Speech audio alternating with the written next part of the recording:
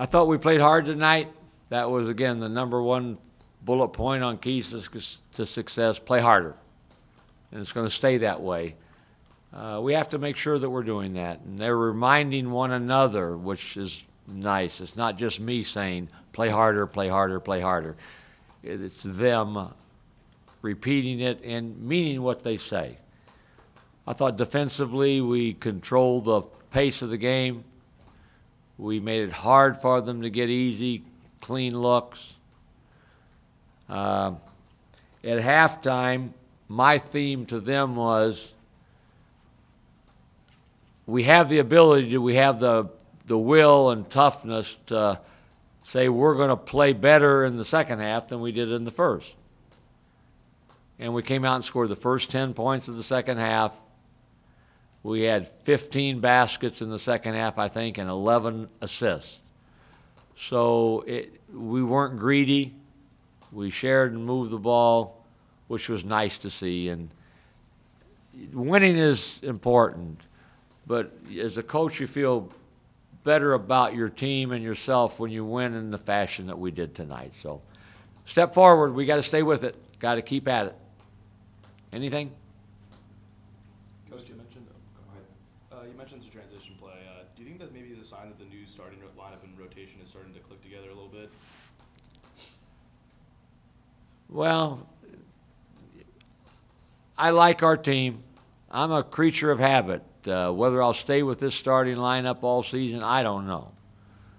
But I don't like to just willy-nilly change the lineup to change the lineup. So we'll see.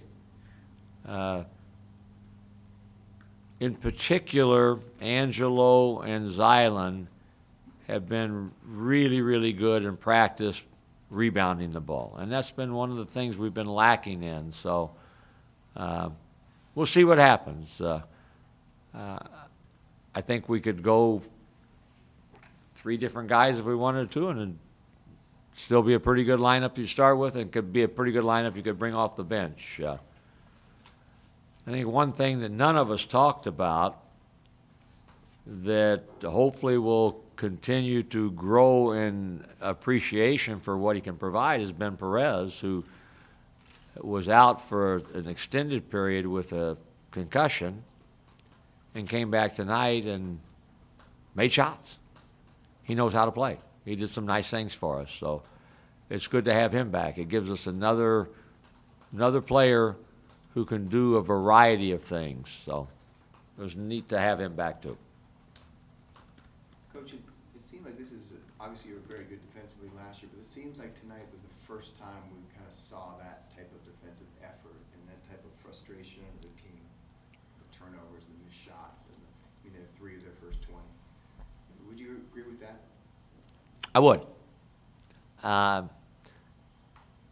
Guard the ball hard. Trace the ball. Don't let somebody just sweep and drive by you. Don't foul when you're guarding the ball hard. Those were some of the things that we said you must do defensively.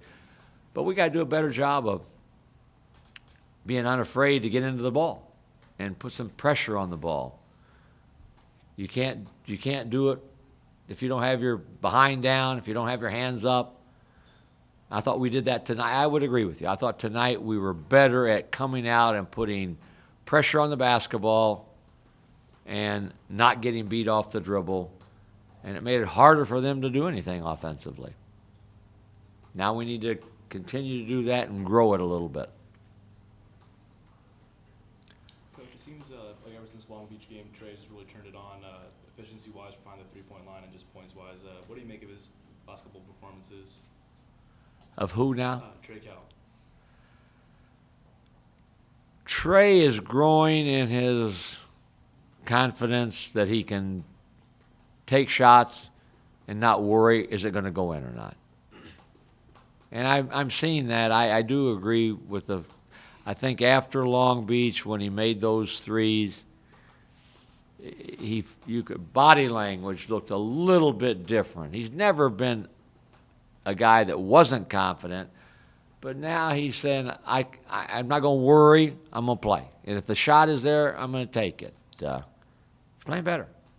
And that's what young guys are supposed to do. They're supposed to turn into wily old veteran sophomores. And he's still just a young kid in terms of basketball at the college level, but he's playing better on both ends. His defense has been really solid, too.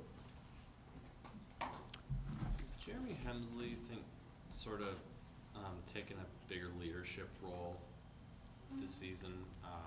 Does it seem, I mean, on Sunday, didn't have a good game against USD. These past couple of games, he's turned it on again. I mean, what do you make of that? Jeremy's a good basketball player. He's a 8-game college player, 10-game now college player. And he's been pretty good in most games. We were not very good on Sunday, and he knows that. He wants to be taught. He wants to get better. When you tell him what he's not doing or the mistakes he made, it's not like he's closing you off and resenting it. You don't have to stroke Jeremy. You don't have to tell him, great job, great job, great job. You can tell him, here's what you need to do better. Here's what you need to do to keep the guy from, keeping you from throwing the ball to the high post. And he listens. And that's why I think he has a chance to be a really good player.